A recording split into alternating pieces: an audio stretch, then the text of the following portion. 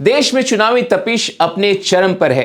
ऐसे में चुनावी कुरुक्षेत्र में हिंदू मुस्लिम की राजनीति का होना कोई नई बात नहीं है, पर सवाल उठता है कि क्या भारत का कॉरपोरेट जगत भी हिंदू मुस्लिम राजनीति का शिकार हो रहा है? क्या कॉरपोरेट जगत भी धार्मिक प्रतीकों के बीच में उलझ कर रह गया है? देश की सबसे बड़ी आईटी कंपनी टीसीएस यानी टाटा कंसल्टी सर्विसेज के नासिक सेंटर में जो बातें सामने आई है लव जिहाद की, वो विवाद अभी थमा भी नहीं था कि भारतीय कॉरपोरेट जगत और स्टार्टअप इकोसिस्टम से जुड़े दो नामी और चर्चित चेहरे जो कॉरपोरेट इंडिया के सेलिब्रिटी स्टार से कम नहीं है, वे इन दिनों धार्मिक विवाद में उलझ कर रह गए हैं। इन दोनों चेहरों को आपने स्टार्टअप से जुड़े शो शार्क टैंक इंडिया में देखा होगा। हम बात कर रहे हैं लेंसकार्ट के फाउंडर पीयूष बंसल और एमक्योर फार्मास्यूटिकल्स की एग्जीक्यूटिव डायरेक्टर नमिता थापर की। आप देख रहे हैं द फेडरल देश, मैं हूं मनीष कुमार। केंद्र की मोदी सरकार देश में निवेश को आकर्षित करने के लिए ईज ऑफ डूइंग बिजनेस का पिछले एक दशक से हवाला देती रही है। दुनिया भर के निवेशकों को यह बताकर भारत में निवेश करने के लिए कहती रही है कि भारत में बिजनेस करने के लिए माहौल कितना सुगम है।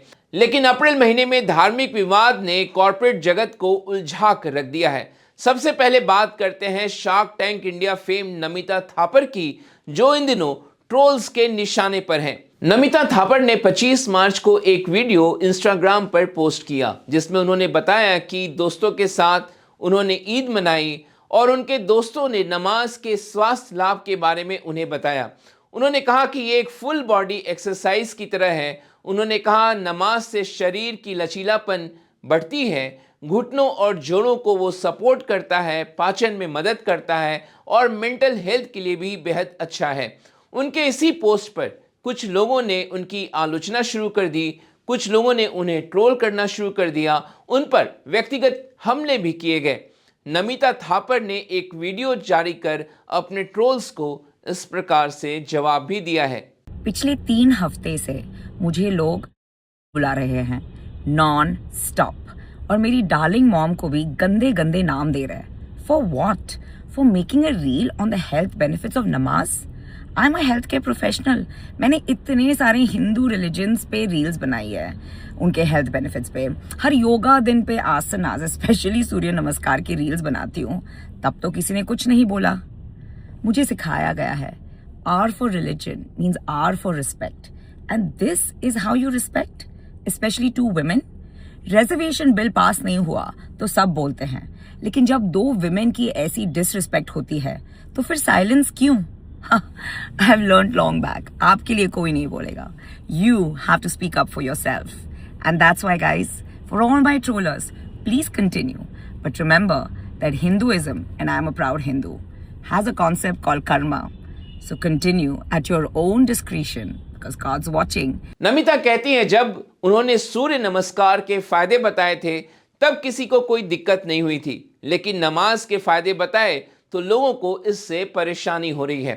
उन्होंने सवाल उठाते हुए कहा कि संसद में महिला आरक्षण बिल से जुड़ा संविधान संशोधन बिल पारित नहीं हुआ तो सब बोल रहे थे, लेकिन जब महिलाओं को इस प्रकार से ट्रोल किया जाता है तो उस पर खामोशी क्यों है? नमिता ने कहा कि उन्हें हिंदू होने पर गर्व है। धार्मिक विवाद में शार्क टैंक इंडिया में नमिता थापर के साथ जज रहे लेंसकार्ट के फाउंडर पीयूष बंसल भी लपेटे में आ चुके हैं। आईवीआर शोरूम में ड्रेस कोड विवाद के चलते लेंसकार्ट इन दिनों विवादों में फंस चुका है। ये विवाद उस समय सामने आया जब एक आंतरिक ग्रूमिंग गाइडलाइंस वायरल हो गई कंपनी की, जिसमें बिंदी, तिलक, कलावा जैसे कुछ धार्मिक प्रतीकों पर प्रतिबंध होने का दावा किया गया था। हिजाब और पगड़ी जैसे धार्मिक परिधान पहनने की अनुमति थी। कर्मचारियों से न्यूट्रल अपीयरेंस बनाए रखने की अपेक्षा की गई थी। इस गाइडलाइंस पर हिंदूवादी संगठन भड़क गए और लेंसकार्ट को बायकॉट करने की मांग करने लगे। कुछ धार्मिक संगठन के लोग लेंसकार्ट के शोरूम में पहुंच गए और हंगामा भी काटा। भोपाल से एक तस्वीर सामने आई है जहां हिंदू उत्सव समिति के कार्यकर्ता लेंसकार्ट के शोरूम पहुंचकर कंपनी के खिलाफ नारेबाजी कर रहे हैं। इस मामले में कंपनी के फाउंडर पीयूष बंसल को स्पष्टीकरण भी जारी करना पड़ा। उन्होंने सोशल मीडिया प्लेटफॉर्म एक्स पर लिखा कि लेंसकार्ट से जुड़ा एक गलत पॉलिसी दस्तावेज वायरल हो रहा है। उन्होंने कहा कि मैं सीधे तौर पर स्पष्ट करना चाहता हूं कि ये दस्तावेज हमारी वर्तमान गाइडलाइंस को नहीं दर्शाता है। हमारी नीति में किसी भी तरह की धार्मिक अभिव्यक्ति जैसे बिंदी, तिलक और कलावा पर कोई प्रतिबंध नहीं लगाया गया है और हम समय समय पर अपनी गाइडलाइंस की समीक्षा करते रहते हैं। पीयूष ने माफी मांगते हुए कहा कि हमारी ग्रूमिंग पॉलिसी वर्षों में विकसित हुई है और पुराने संस्करण आज हमारी पहचान को नहीं दर्शाते हैं। इस स्थिति से जो भी भ्रम और चिंता पैदा हुई है, हम उसके लिए क्षमा चाहते हैं।